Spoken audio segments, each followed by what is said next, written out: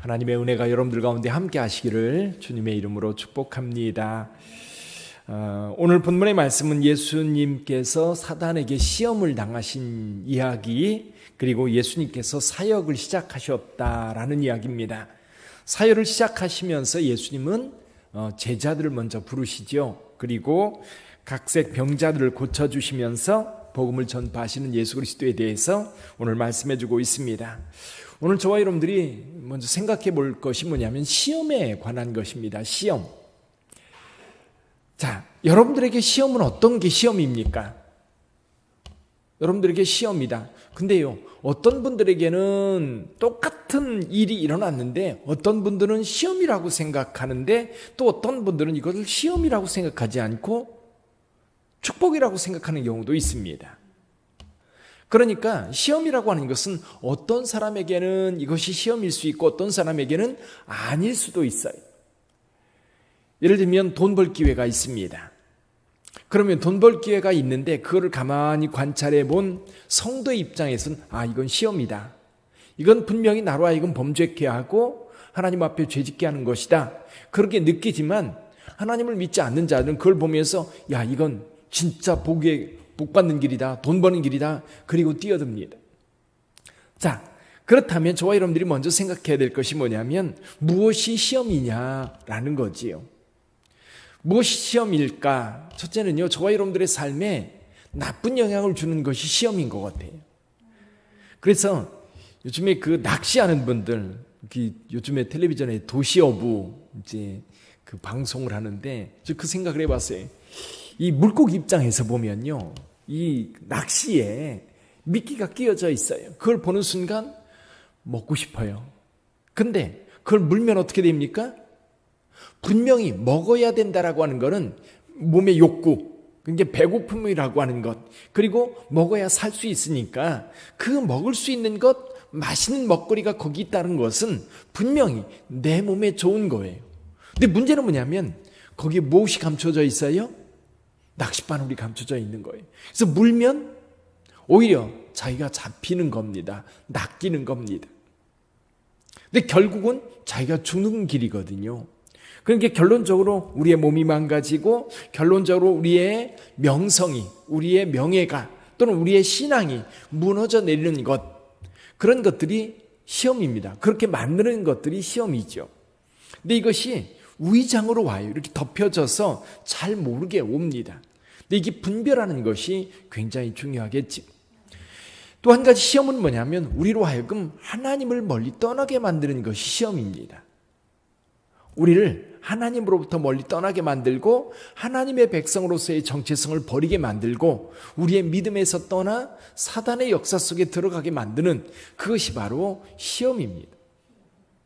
지금 예수님께서 세 가지 시험을 받습니다. 이 세 가지 시험을 가만히 들여다보면 사단이 요구하는 것인데, 이제 이 사단이 요구하는 것들을 행하면 결국 하나님의 아들로서의 사명, 아들로서의 정체성 뿐만 아니라 그가 해야 될 일들로부터 멀어지는 거예요. 예를 들어 볼까요? 자, 예수님은 분명히 40일 굶주렸습니다. 굶주렸기 때문에 몸에 무엇을 먹어야 된다는 이 육신적 욕구가 굉장히 강한 상태입니다. 왜냐하면 먹지 않으면 죽으니까요.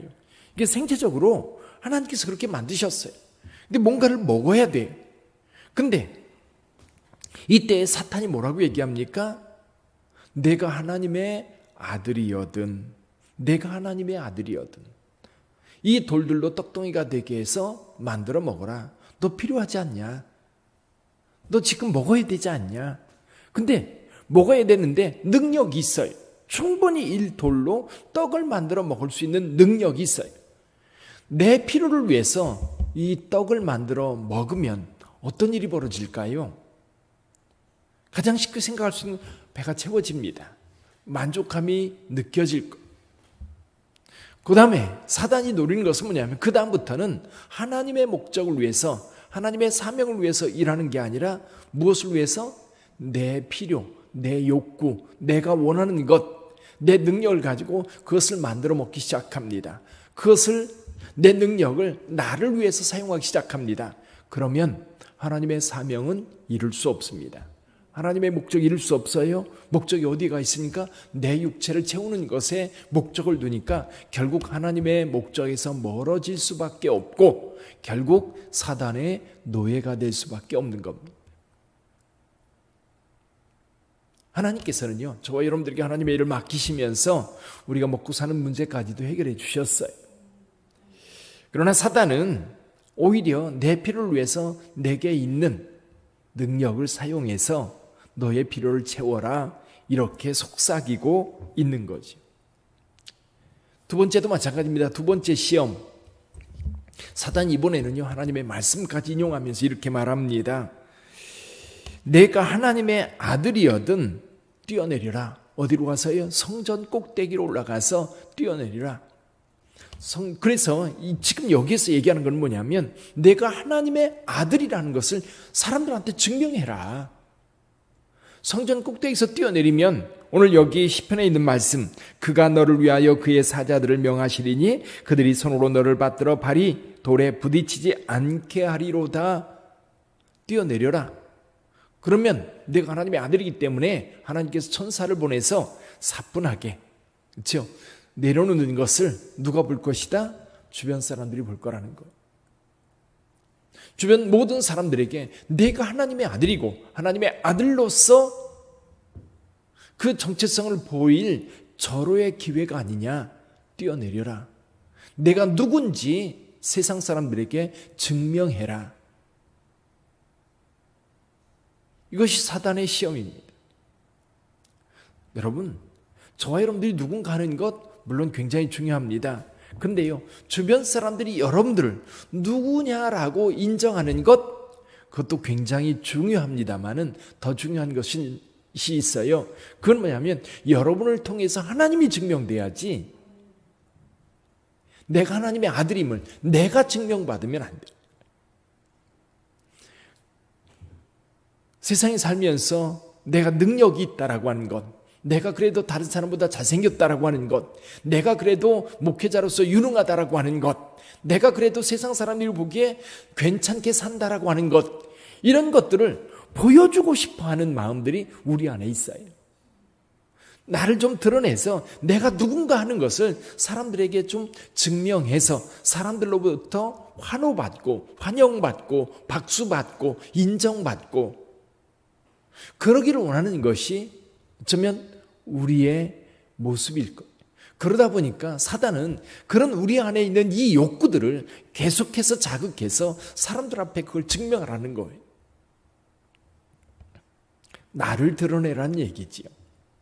사랑하는 성도 여러분, 우리를 통해서는요, 하나님이 드러나야 되고요, 하나님의 능력이, 하나님의 사랑이, 하나님의 권세가, 하나님의 그 아름다움이, 그 하나님의 거룩함이 드러나야 되는데 사단은 계속해서 나를 앞세우는 거예요. 나를 앞세워서, 나를 내세워서 하나님이 아닌 내가 나서기를 원하는 그런 모습이지.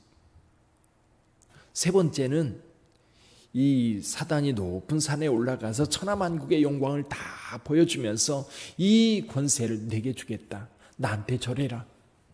나한테 절하면 이 모든 권세 내게 주겠다. 여러분, 권세라고 하는 것, 여기서 말하는 그 세상 권세, 권력은 내 힘으로 무엇인가 할 수 있는 능력이 있음을 증거하는 거예요. 내게 힘이 있다. 내가 지배하고 내가 뭔가 할 수 있는 능력이 있음을 사람들에게 보여주면서 그 사람들이 내 앞에서 꼼짝 못하게 만드는 그런 능력을 보여주는 거거든요. 사랑하는 성도 여러분, 우리 안에는요 그런 욕구들이 있어요. 근데 이게 좋게 사용되어지면 하나님의 영광을 위해서 귀하게 사용되어지는데 이게요 나를 위해서 쓰여지기 시작하면 여러분 하나님의 영광도 없고요, 하나님을 믿는 믿음도 없고요, 주변 사람들도 나를 위해서 이용하는 것이지 진정 사랑하고 섬기는 게 없어요. 이게 주변 사람들을 보면서도 내 필요를 어떻게 채울까? 내가 저 사람들에게 어떻게 인정받을까? 그럼 나를 인정해 주는 사람들은 내가 받아들이지만 나를 뭐랄까요? 인정하지 않는 사람들은 배격하는 것. 하나님의 역사를 만들어 나갈 수 없지요. 그렇다면 이 시험을 어떻게 이길 수 있는가? 저는 두 가지를 좀 생각해 보고 싶어요. 하나는 여기 예수님께서 말씀하시는 것처럼 철저하게 하나님의 말씀으로 무장하는 겁니다. 그래서 예수님은 사단이 시험을 할 때 무엇으로 이겨요? 하나님의 말씀으로 이겨요. 그래서 저와 여러분들이 하나님의 말씀에 대해서 분명하게 알고 그 말씀이 우리의 삶을 지배하도록 할 때 우리는 사단의 시험에 넘어가지 않습니다. 물론 이 말씀을 이단들처럼 왜곡되게 사용하면 이 성경이 시험이 될 수도 있어요. 그러나 성경을 바로 알고 그리고 성경을 바르게 사용하면 이 성경의 말씀은 우리를 의의 길로, 생명의 길로 인도하는 줄 믿습니다. 또 한 가지는요, 하나님을 가까이 하는 거예요. 하나님을 가까이 하는 거. 하나님 가까이 있으면 사단이 감히 우리를 건드리지 못해요. 그렇잖아요. 여러분 아이들이 놀 때에도요, 엄마가 가까이 있으면 이 아이는요 힘이 나고요, 다른 아이들도 못된 아이들도요 이 아이를 건드릴 수 있어요, 없어요? 못 건드려요. 엄마가 옆에 있으니까. 마찬가지예요. 제가 생각할 때는 하나님께서 여러분 가까이 계시다면, 또 여러분들이 하나님 가까이 있다면 사단은 감히 여러분들을 시험하지 못합니다. 어떻게 하나님을 가까이 할 수 있습니까? 늘 성경을 가까이 하고 늘 기도로 하나님 앞에 무릎 꿇고 그리고 늘 그리스도인들, 하나님 앞에 경건하게 살아가는 그리스도인들 그룹 속에 있는 거예요. 그래서 건강한 교회 안에서 신앙생활할 때 사단의 시험은 그만큼 적습니다. 건강하지 못한 공동체, 그러니까 구역도요, 하나님 말씀 중심, 그리고 서로 기도하고 격려하고 사랑하는 그런 공동체에 있으면요, 내가 변화되어서 시험 받지 않고 오히려 거룩한 성도로 점점 성장하는데요, 이 구역이 건강하지 못해요. 신앙보다는 딴 데 관심이 더 많아요. 그러면 그 속에서 영적인 양분을 공급받는 게 아니라 오히려 시험을 받는 시험의 기회가 점점 더 커지거든요. 그래서 하나님을 가까이 하는 방법 가운데 하나가 뭐냐면 이 예수님을 가까이 하는 사람들과 가까이 하는 거예요. 그래서 늘 여러분들이 세상을 향해 나가지 말고 교회의 모임에 적극적이시고요, 모이기에 힘쓰고, 그래서 마지막 때가 되면 모이기를 폐한다 그랬어요. 그래서 이번 코로나 사태로 인하여서 교회 모임이 흐트러지는 거는요, 교회에 굉장한 위기가 됩니다. 그래서 어떤 방법으로든지 여러분 카톡이든 아니면 SNS든 아니면 뭐 전화든 늘 우리 구역 식구들하고 소통하고 말씀 나누고, 그리고 교회 안에서도 유튜브로 하나님의 말씀을 나누고, 그리고 그 말씀을 나누면서 은혜 받은 것을 같이 공유하고, 그러면서 우리가 신앙을 지켜갈 수 있습니다. 사단의 유혹에서 벗어날 수 있고 사단의 유혹을 넉넉하게 이길 수 있는 것. 오늘 하루도 여러분 살아갈 때에 많은 유혹들이 있을 겁니다. 유혹 자체가 문제가 되지는 않아요. 근데 이 유혹에 넘어가면 안 되는 거지요. 사람들이 말합니다. 내 머리 위로 새가 날아가는 건 어떻게 할 수 없다. 그런데요, 이 새가 내 머리에 둥지를 트는 것은 못하게 막을 수 있는 거예요. 그래서 오늘 하루도 여러분 하나님의 말씀을 따라 주님을 가까이 함으로 사단이 감히 여러분을 시험하지 못하도록 하시기를 주님의 이름으로 축원합니다. 기도하겠습니다.